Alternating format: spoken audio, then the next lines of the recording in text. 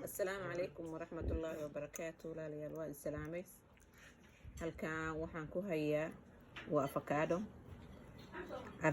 waan burburiyay oo sidaan ka dhigay. halkan waxaan ku hayaa waa liin dhanaan oo haaf ah. intana waxa igu jirta ukun qaybtii cadeed weeye, qaybtii guduudneed waa ka saaray oo meel baan dhigtay. qaybtii cadeed waa tana waa avocado aan soo burburiyay sidaan ka dhigay. marka avocado waxaan ka sameysanaynaa wajiga marsanayna haddii alla idmo. wajiga wuxuu naga dhigay qurux, naga dhigay avocado waxyaabo badan buu fiican tahay. timaha la barsadaa, wajiga la marsadaa, waa la cunaa. maasha Allah, waa vitamin, waa everything. marka avocado waxaan ku darayaa liin baan ku darayaa. liinta ayada laftigeeda waa whitening. liinta markaan ku daray liinta iyo avocado isku walaaqayaa sidaan ka dhigay. marka inta isku walaaqo oo avocado iyo liinta isku walaaqo oo isugu la burburaan ka bacdina waxaan garaacanayaa ukuntii. ukunta waxaan rabaa in ay noqoto xumbo camal ah. marka xumbada ay noqoto isaga iyo waxaan isku darayaa avocado iyo liinta.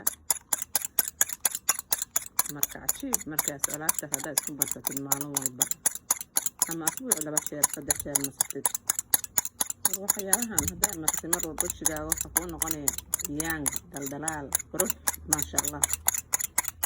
marka bal alaabtan isku ogaada haddii alla idmo oo marsada waxyaaba anfacla weeye, wajigaagana ku anfacayaan. barwaaqadan kala kulmaysa amaan ummadana la weydiin doona maxaad marsatay wajigaaga qurux badana. waa ogtiin avocado waa saliid bay leedahay. saliidaas aad marsatay wajigaaga waxaan ku leeyahay maasha Allah baad noqonaysaa beautiful young looking skin baad noqonay. waxaan ka wada yacni waji qurux badan oo dhalaal leh baa kuu soo baxaya biidni raxmaan. ukuntii waa taa sidaasay noqotay. marka waxaan ku darayaa avocado ku dhex darayaa sidaan isku walaaqayaa. marka alaabtan every day haddaad marsatid ama maalin dhaaf aad marsatid is the best alaab ever. alaabtan aad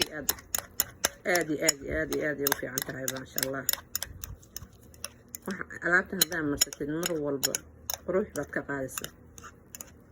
everyday marso jeex oo avocado way iyo haaf liin ah iyo ukuntii qaybtii cadeed aan ka isticmaalay. marka maasha Allah, ilaahay subxaanahu wa tacaala noo dambi dhaafo. alaabtan isku ogaada. khayr badan baa idin rajeynayaa. caafimaad dhammaan ummadda islaamkana caafimaad sariic Allah wada siiyo. intii xanuunsan xanuunka ilaahay ka dulqaad, intii caafimaad qabtana caafimaadka u siyaadiyo biidni raxmaan. السلام عليكم ورحمة الله وبركاته.